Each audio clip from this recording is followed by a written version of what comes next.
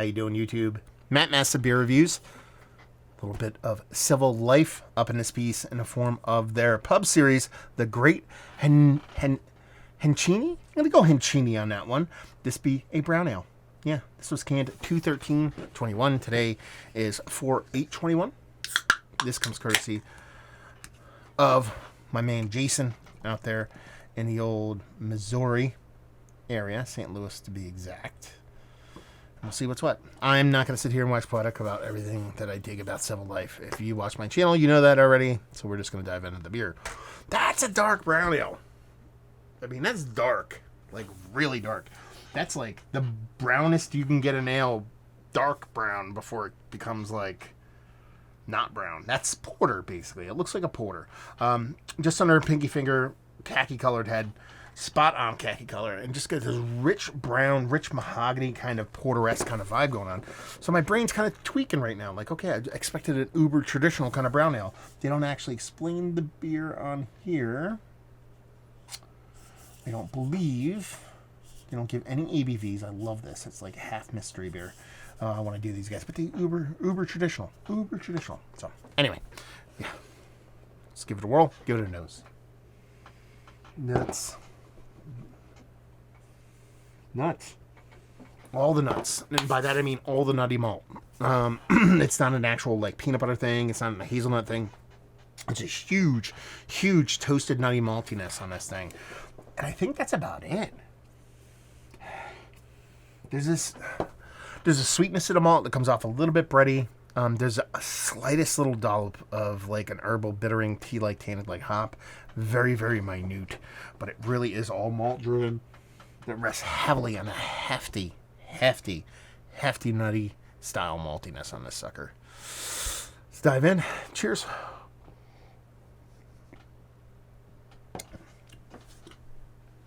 That's delicious. That is delicious. So, full disclosure,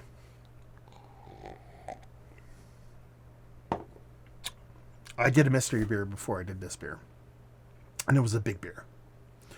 A big beer that had hazelnuts in it. That was sweet and had some adjuncts involved. Big double-digit ABV beer. So I'm finished with that. I'm like, I'm going to do this one, but I got to give myself a break. You know, you don't want to go immediately from that other beer into this one. So, you know, take a walk, go, you know, drink some water, watch some TV or whatever, come back. But I can still feel this soft, slightly residual sweetness on my tongue. I'm like, fuck it. I'm just going to do it. But the other side of me said, why do this, man? This beer is, you know, probably going to be, it's a brown ale from Civil Life. It's probably going to be sub 6%, maybe sub 5%. It's just not going to hold up. And you're just going to be like, okay, it's fine. It's whatever. It's a weird opposite thing, because that is kind of true here. I feel like this beer might be a little bit sweeter. Might be a little bit more roasty, than it would be if I didn't follow it, albeit with a decent amount of time, didn't follow it with this beer.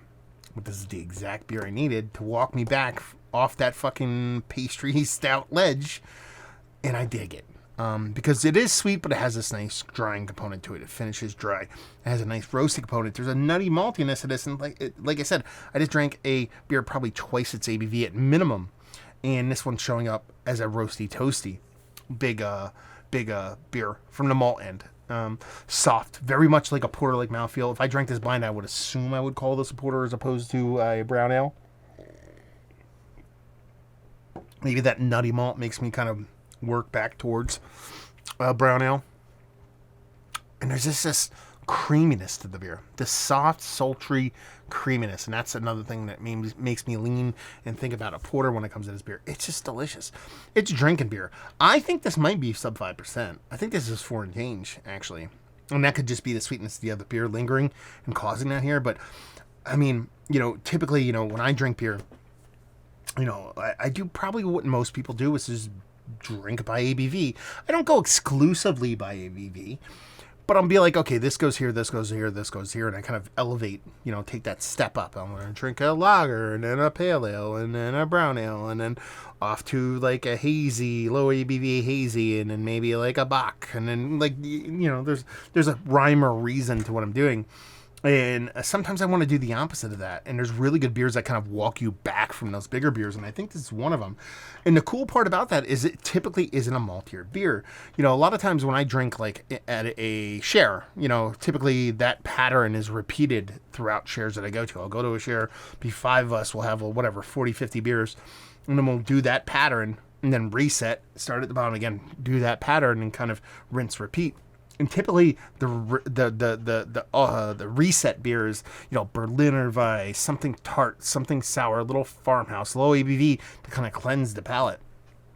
This is not necessarily a palate cleanser in that sense, but it walks you back easily from that bigger, huger beer. And that's a cool trick. Not a lot of beers can do that, especially at this low ABV that I'm assuming is like sub 5%. That being said, I don't want to talk about this beer being a bridge beer or walkback beer or between sets kind of beer. It deserves its own pedestal to be put on as a straight up drinking beer. You know, if I said, hey, let's drink session beers, and I drop that color of beer in front of you, you might be like, okay, well, why are you giving me this? Because what it is up there with some of the better maltier versions of session beer. Or multiple drinking beers, because some of these beers are a little bit above 5%. You know, like Anchor, Porter, those kind of beers that are, you know, big, robust, drinkable, and tasty, but at a low ABV level that can be a drinking beer as opposed to a showy beer or a conversation beer. And that's where this lies. And I think, you know, that's part of the charm when it comes to some of these old school classic styles. But when I sit here and look at Civil Life and have the amount of beers that I've had from them, courtesy of Jason, pretty much, you know, at this point, I'm probably I'm at least in double digits, if not approaching 20 different beers from these guys. They're really, really great and really, really classic, but they also put their own little kind of thumbprint on what they do. And I mean, that little bit of extra oomph, that little bit of robustness in what is relatively a low ABV beer just makes this just a little bit more for me, at least, in a very, very, very tasty way. Absolutely delicious. Yeah, fantastic beer. So yeah, let's do it. Is this one of the better brown ales I've had as of late? If I say it that way, I go, yes, fine, sure, but not towards the top. If I say it's one of the better porters I've had, because this is honestly pretty much more porter than it is brown ale, it's probably a little bit higher on that kind of personal Mount Rushmore status level of goodness. Is it Mount Rushmore status? It's probably deserving. I don't know why I wouldn't put it in, but I don't feel like doing it. I don't know. I'm weird sometimes. It is what it is. It's delicious. Let's put it that way. Valued availability on this. The funny part is that he sent me a set of beers from these guys, as he typically does. The first one I drank was yesterday, and it was their IPA, and I thoroughly enjoyed it. And then when I got to price point, I said, oh, this is probably super cheap, because they just, from experience of going on their website and looking at pricing after I do a beer review, I'm like, usually their beers are pretty cheap. So that IPA is probably, I don't know, like $12 for a 6-pack. Wrong. Fucking wrong. It was $9.99 a 6-pack. So who knows? This is probably like $7.99 a 6-pack. God damn it. Do I have to move? I'm going to move. Yeah, anyway, and leave you with, if you like what we like this beer. If you like brown ale, if you like porter, if you like traditional ales, you like drinking beer, if you like beer-flavored beer, if you like almost knocking over glasses, and you like beer, you'll like this. So there you go. We're reviewing the books. Hopefully you guys enjoyed it. Down there if you want to talk about it. Massive Beers, if you want to check me out doing the social media stuff. Beer Massif, if you want to check me out doing the whole podcasting thing. And hopefully you guys enjoyed a review. Hopefully you're enjoying a little bit of Civil Life right now. Hope to see you next time. Cheers.